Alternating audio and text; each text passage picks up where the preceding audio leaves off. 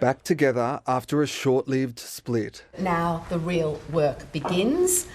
And thank you to the colleagues around this table who've been prosecuting our case. The Liberal and Nationals leader with a rallying cry to shadow cabinet. The mob will turn. As they turn in this election, they can turn again. And when they turn, they'll turn big time. And trying to turn the tables on the government on defence spending, restating the coalition's commitment of an increase to 3% of Australia's gross domestic product. We're at risk of having a paper ADF because this government is not serious about it. It's also clear that 2% of GDP, which is where we stand now, is not what is necessary in this modern, uncertain geopolitical environment.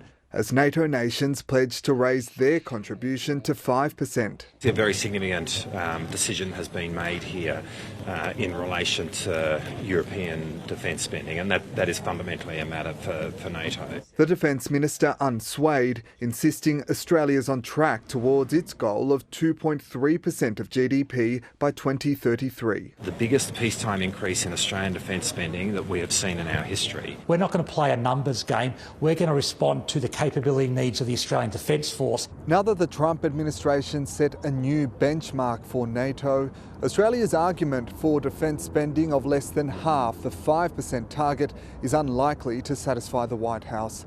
Spain ran the same argument at The Hague, only to be threatened with paying on the trade front by Donald Trump.